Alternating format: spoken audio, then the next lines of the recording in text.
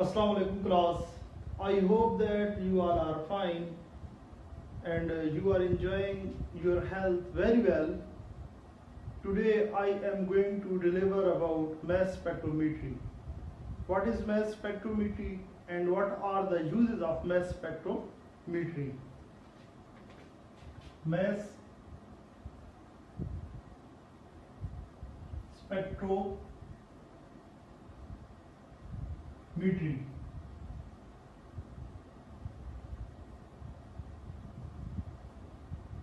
What is mass spectrometry? It is a technique.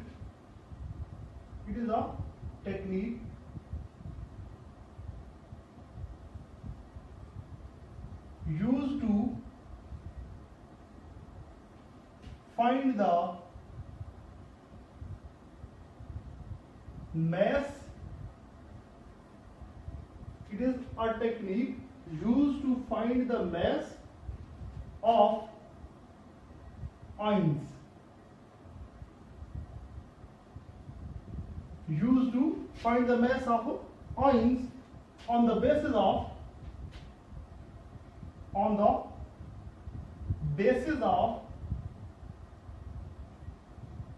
mass to charge ratio. Now, from where these ions are formed, actually these ions are formed from isotope,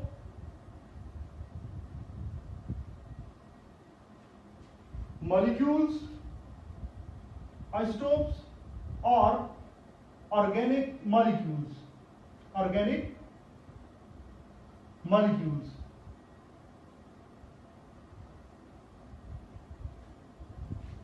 What is the principle of mass spectrometry? Principle of mass spectrometry.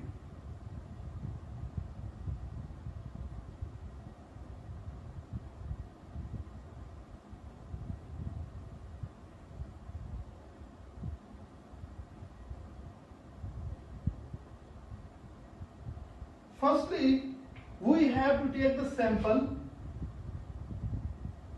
We have a sample. It may be solid, it may be liquid, it may be gas. If we have sample in the form of gas, then you people may use as it.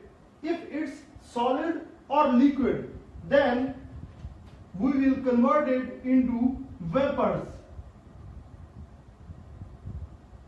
We will convert it into vapors by heating. Then these vapors are ionized.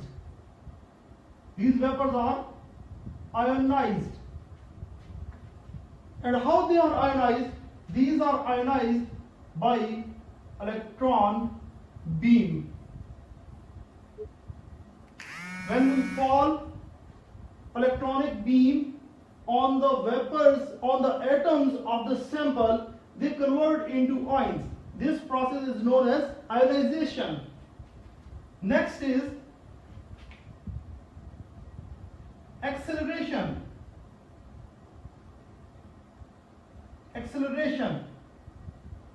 How acceleration is occur? It is done by the charge plates.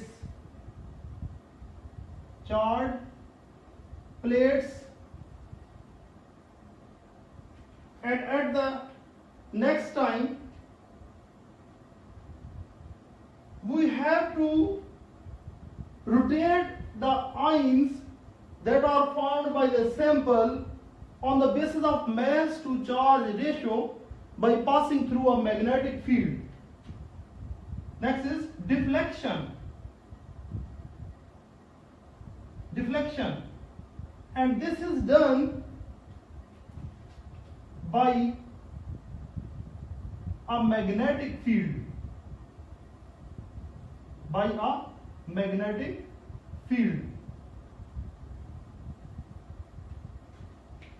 when these ions are deflected on the basis of mass to charge ratio, they fall on detector.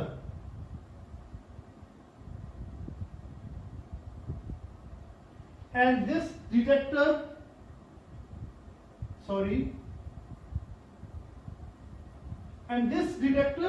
collects all the ions and amplify them to recorder.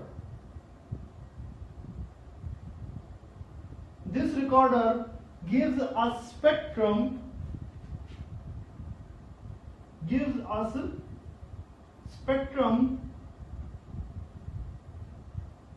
of the sample, and that spectrum include the data of the sample on the basis of mass to charge ratio. Next is about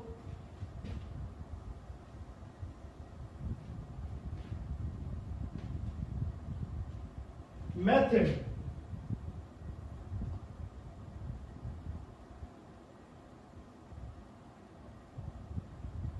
What is the method used to derive this technique, used to derive this experiment?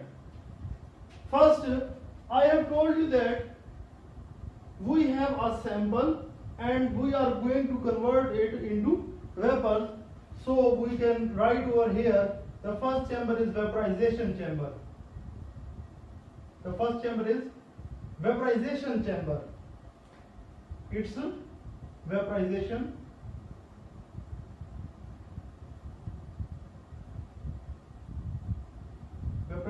chamber. Next, I have already told you about that ionization. Then in next chamber there will be ionization of the sample. Here will be ionization.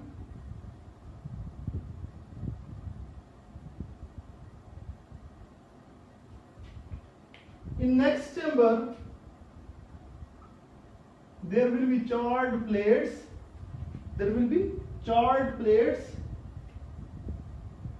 So I name it as acceleration chamber.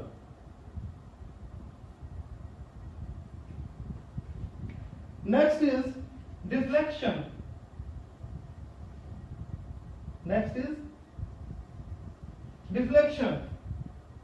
Here is magnetic field. All this area has magnetic field.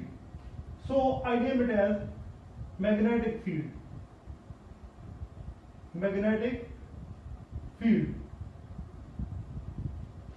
And at the end over here, it is detector.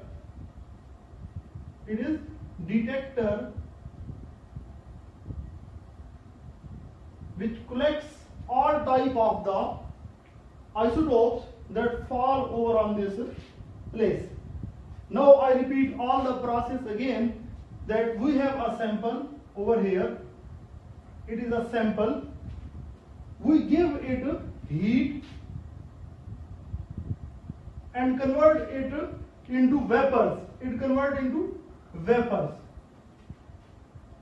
Then when these vapors pass through this chamber, they have to face the electronic beam. This electronic beam will extract the electron of the outermost shell and convert this vapor into ion. Suppose these vapors are M,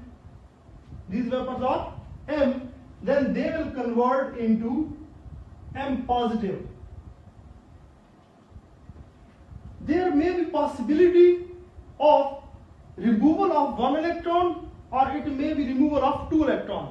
But in most cases, there is a loss of just only one electron. There is also possibility of removal of two electrons. Then here is charred plates.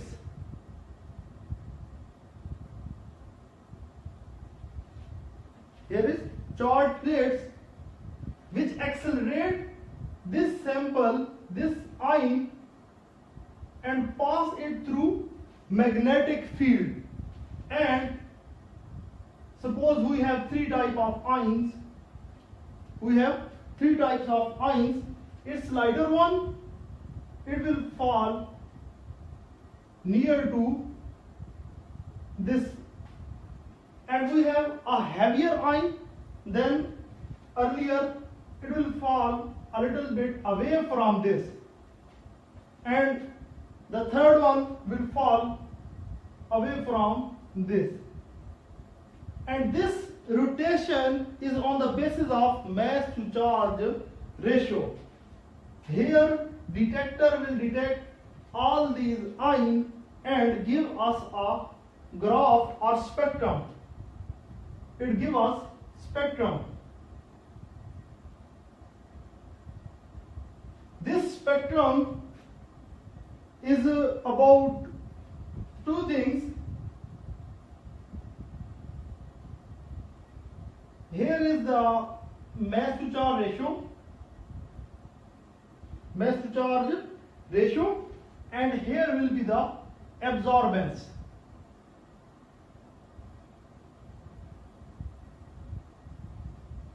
Here will be the absorbance.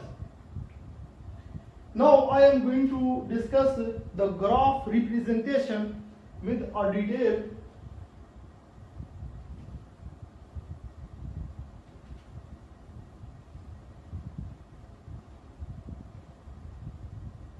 I hope that it was clear to you, and if you have questions you can ask in a comment section. We can find mass to charge ratio, and it has formula.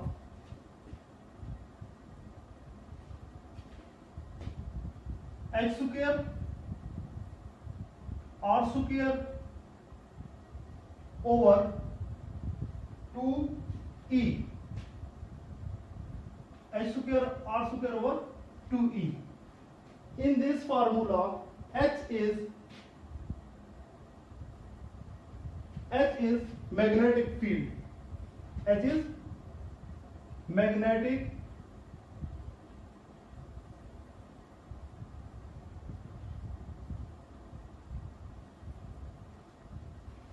this magnetic field which is applied on the circular path. And what is E? E is electric field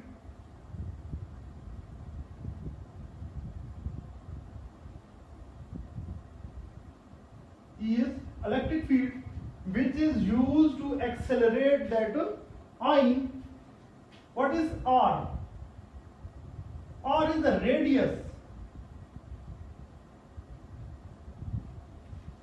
This one, it is a circular tube, and what is the radius of this tube? This is R.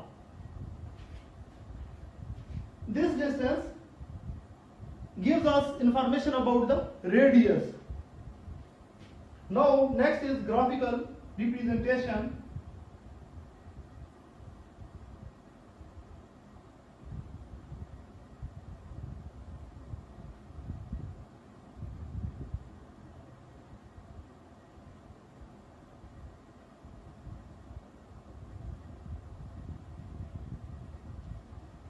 Suppose we have magnesium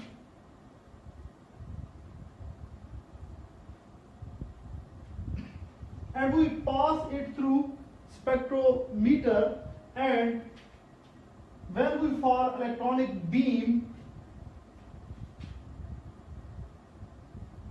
it ejects electron from magnesium and forms Mg plus ion. When we give instruction to spectrometer, magnesium has 24 mass. For example, if here is the absorbance, or we can say that percentage abundance, percentage abundance, and here is the scale 0 m over e, it's 10, it's 20, it's 30 and 40, so on. And if it forms 100% magnesium ion, then there will be a peak on 24 here. This peak shows that it has maximum absorbance and it is a magnesium plus 1. If magnesium lost another electron,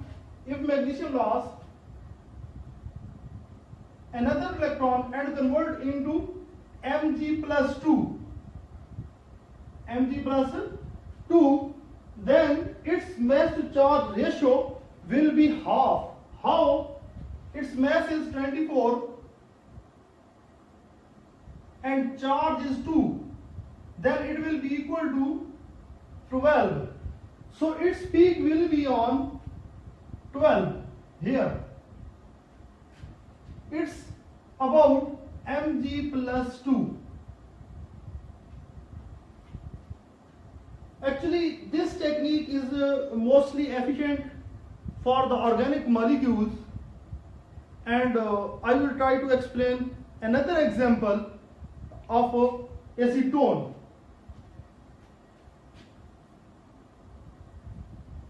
I am going to erase this one.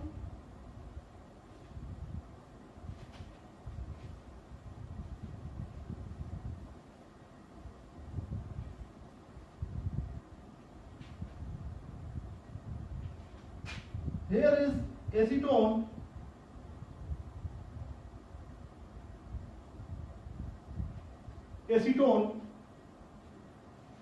It is like the oxygen CH4, 3 CH3. In this case, there are two lone pairs of oxygen and a pi bond formed between oxygen and a carbon atom. When we process this molecule, this sample through ionization chamber, and electronic beam fall on this lone pair, it is easy to extract the electron from lone pair or non-bonding electron and creates a positive charge on oxygen atom. Here will be positive charge and one radical CH3, here will be CH3. Now it's a positive ion, then we can form graph between M over E and absorbance or abundance.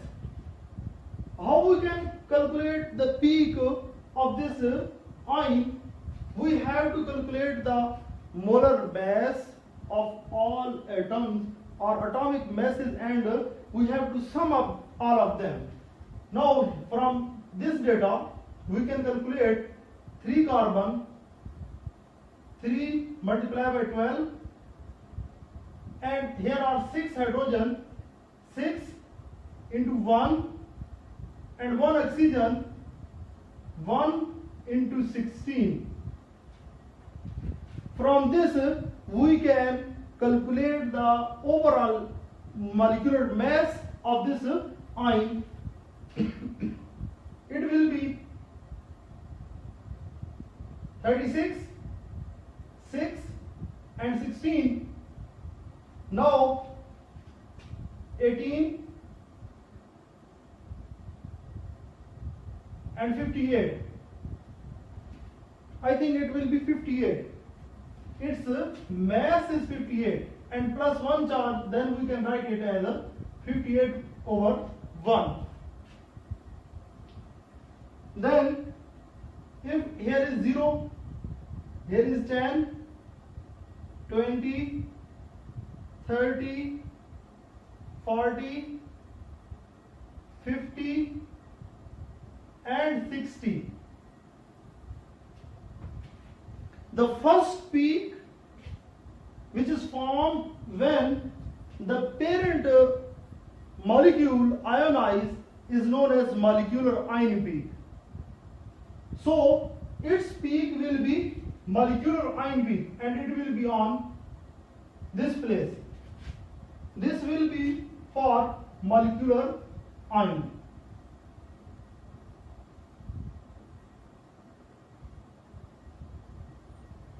And it gives us the mass of original molecule. And after this ionization, there will be rearrangement, and this molecular ion will break into fragments. It will break into different type of fragments. For example, it may form CH3, it may form this one. Then we will have to face multiple peaks. For CH3, there will be 15, so its peak will be on here. For this one, there will be peak, let us calculate 15 minus 3 and 4. Its peak will be on 43 here, and you can calculate their abundance from this scale. Their abundance is based on the stability of that ion. Their abundance is based on the stability of the ion that is formed after the rearrangement. I hope that you have understood it. I will try to revise it. Firstly, we have to take the sample. After taking the sample, we have to vaporize that sample. Then we have to ionize, and after ionization, we have to pass those ions from accelerating chamber. That accelerating chamber increases the speed of the ion and pass them through a strong magnetic field. That magnetic field deflect them, rotate them on the basis of mass to charge ratio, and that ion fall on the detector. That detector give us information and sends its signal toward recorder, and recorder give us a spectrum, and that spectrum consists on two things. First is mass to charge ratio, and second is absorbance. This absorbance or abundance relates to the number of ions that are formed by the parent molecule, and this scale gives us the mass of that ion. We can easily calculate what is the mass of that isotope, what is the mass of that organic molecule, and we can also calculate their structure by mass spectrometry. And here is the formula that can also be used to calculate mass to charge ratio in a mass spectrometry. If you have questions regarding this technique and you want to discuss about the fragmentation of organic molecule, if we fall an electronic beam on the organic molecule, it extracts electron. When electron removes from organic molecule, it forms two species. First is positive ion, and second is one radical. And this radical, if it separates from the positive ion, there will be no graph, there will be no detection of the radical in this technique. Why radicals are not detected? Because on radical there is no charge, and this graph relates a charge factor. In this graph we have a charge. So in case of radical there is no charge, so this spectrometer cannot show the absorbance of radical. If you have the question regarding fragmentation, it have different types, alpha, beta, and there are other pericyclic rearrangements, electronic rearrangements, sigma rearrangements. If you have question, you can ask. I will try to explain the fragmentation in mass spectrometry. But on this level, on first year, or in case of federal board, the last chapter is analytical chemistry. It includes just these things. If you need information about fragmentation, you people may ask. Thank you.